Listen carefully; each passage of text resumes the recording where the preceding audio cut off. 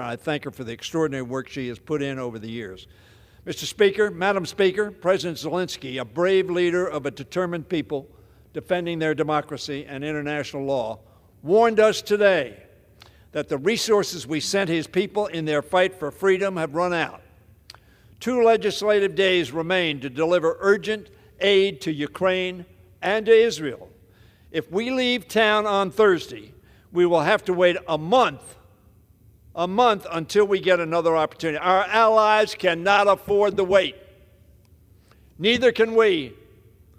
Our failure sends a dangerous message to the world about our commitment to freedom, democracy, and international law.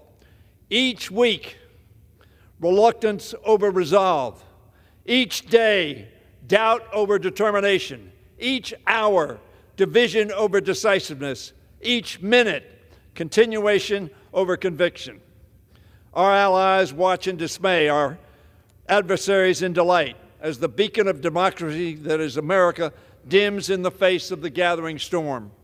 Instead, we must ensure that freedom's holy light continues to be bright. Winston Churchill understood that. Vladimir Zelensky understands that. Most members understand that. There is also an overwhelming consensus to support Israel in its imperative mission to defeat Hamas and ensure the devastating attacks of October 7th never occur again.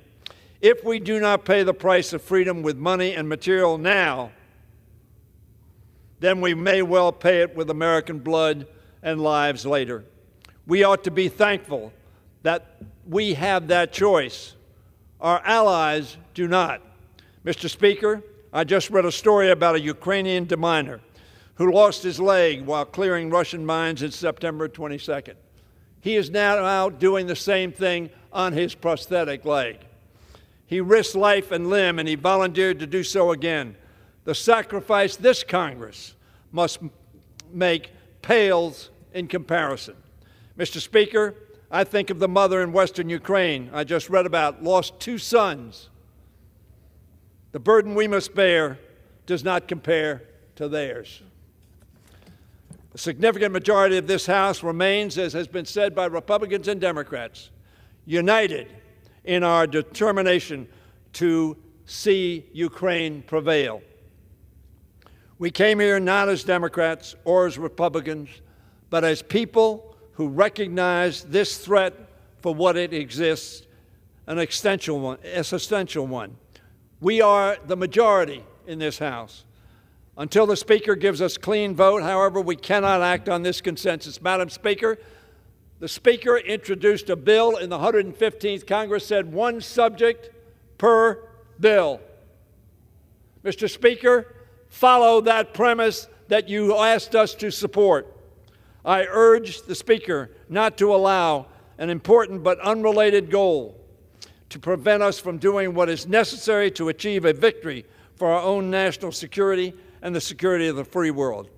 Politics should stop at the water's edge, because this sort of partisanship emboldens the enemies of freedom to set their sights on our own shores. Rather than sending the despots and dictators of the world a signal of retreat, let's send them a clear and unambiguous message: we will not shrink from this challenge.